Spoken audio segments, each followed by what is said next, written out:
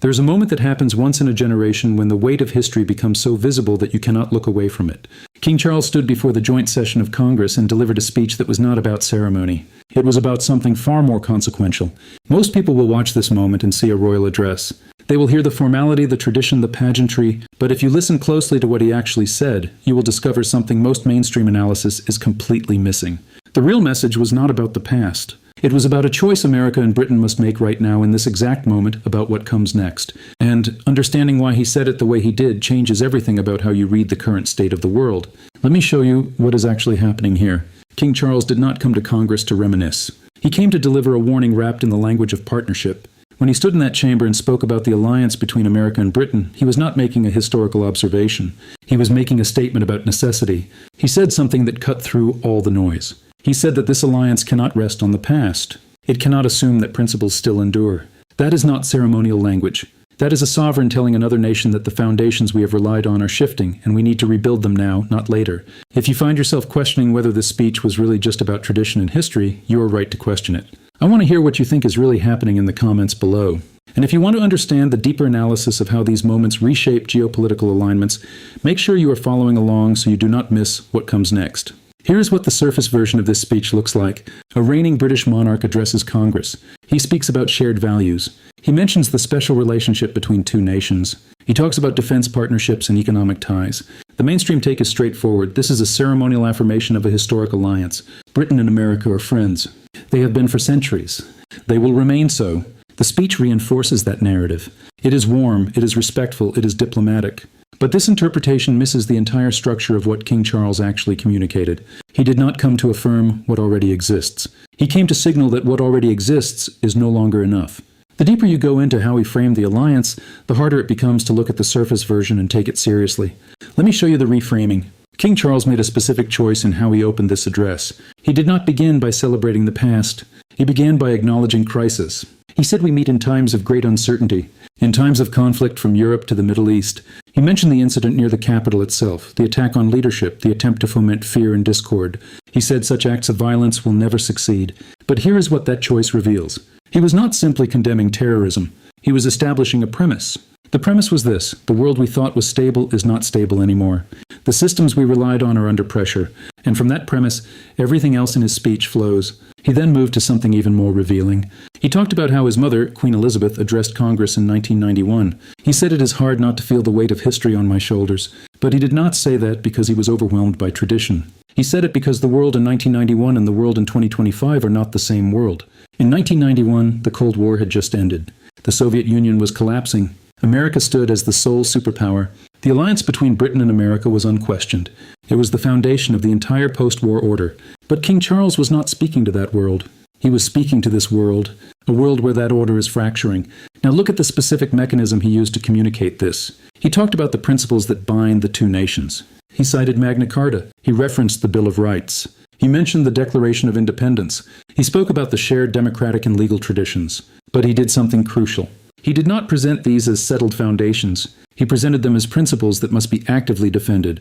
He said the alliance cannot rest on the past. It must be built on. He said the challenges we face are too great for any one nation to bear alone. That is not the language of a secure alliance.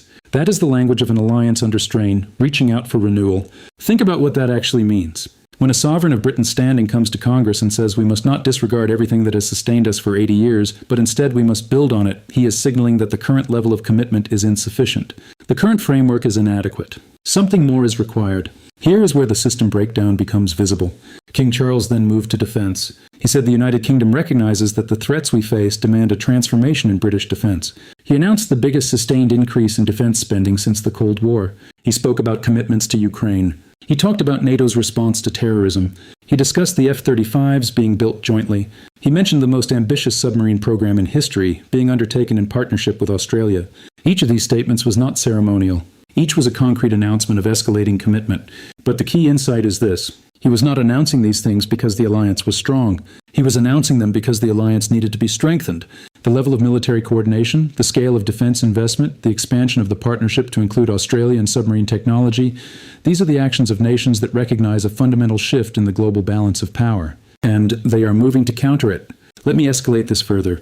King Charles then addressed something most people in the American political establishment are avoiding. He spoke directly about nature, about environmental collapse, about critical natural systems threatening far more than harmony and diversity. He said we ignore at our peril the fact that natural systems provide the foundation for our prosperity and our national security. That is not environmental rhetoric.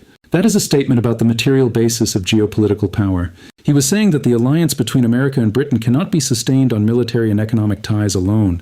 It must be sustained on the foundation of environmental stability and resource security. He was signaling that climate change, resource scarcity, and environmental collapse are not peripheral to the alliance. They are central to it. And if America and Britain do not act together to address these challenges, the alliance itself will erode from the inside. The weight of that implication is enormous. It means that the traditional framework of the special relationship, based on military coordination and economic partnership, is now insufficient.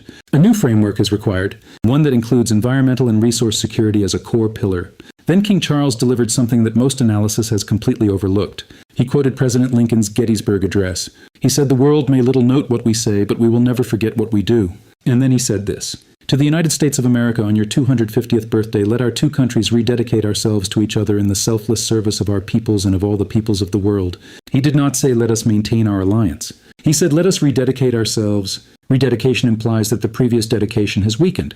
It implies that renewal is necessary. It implies that without this rededication, the alliance will continue to drift. That realization changes everything about how you read what happens next and what has already happened without anyone calling it by its real name. Here's the key insight that reorders everything. King Charles was not delivering a speech about the past. He was delivering a speech about a future that has not yet been decided. He was using the language of history and tradition to communicate something far more urgent. He was saying that America and Britain stand at a crossroads. One path leads to continued partnership, deepened commitment, shared sacrifice in the face of unprecedented challenges. The other path leads to inward retreat, the dissolution of the alliance, and the emergence of a world order in which neither nation can guarantee its own security or prosperity. He was presenting these not as abstract possibilities, but as real choices that must be made now.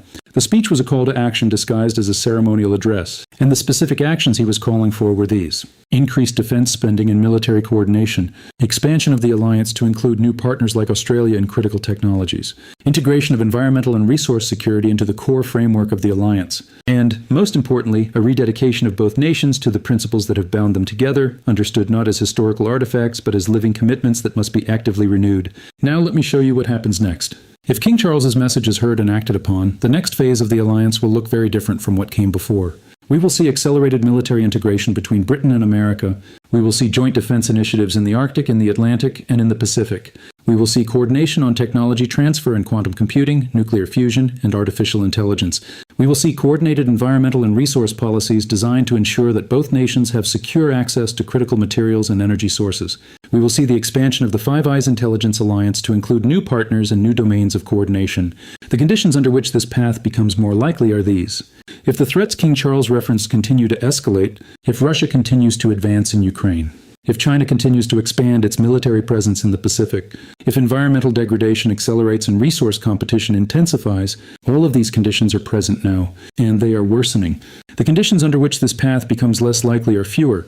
They would require a fundamental shift in the geopolitical environment, a resolution of the Ukraine conflict through negotiation rather than military victory, a de-escalation of tensions between America and China, a global agreement on environmental protection and resource sharing. None of these seem likely in the near term. So the trajectory is clear. The alliance between America and Britain will deepen. It will expand. It will be tested in ways it has not been tested in decades. And the nations that remain committed to it will emerge stronger. The nations that retreat from it will find themselves increasingly isolated. But here is what stays with me about this moment. It is not the specific announcements King Charles made. It is not the defense spending or the technology partnerships or the environmental commitments. It is the moment when a sovereign of one of the world's oldest and most stable nations came to Congress and essentially said the world we built after the Second World War is no longer sufficient. The alliance that has held for 80 years must be renewed.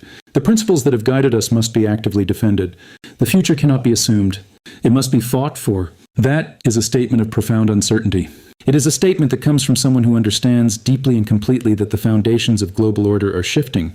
And it comes at a moment when most of the political establishment in America is still operating as though those foundations are solid. King Charles knows something that most American politicians have not yet fully grasped.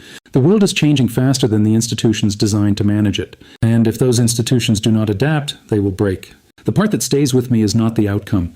It is the moment when a leader who could have chosen to deliver a ceremonial address instead chose to deliver a warning. Where do you think that line is between what a leader knows and what they are willing to say? Leave your answer in the comments. Because understanding that line is understanding how the world actually works. The alliance between America and Britain is not a relic of the past. It is a choice that must be made again and again in each generation under new conditions with new stakes. King Charles came to Congress to say that this generation must make that choice now. And the choice is not between maintaining the past or abandoning it. The choice is between renewal and dissolution, between deepening commitment and gradual retreat, between the hard work of building something new on the foundations of something old or watching those foundations crumble. That is what his speech was really about. And that is why it matters far more than the ceremonial reading of it suggests.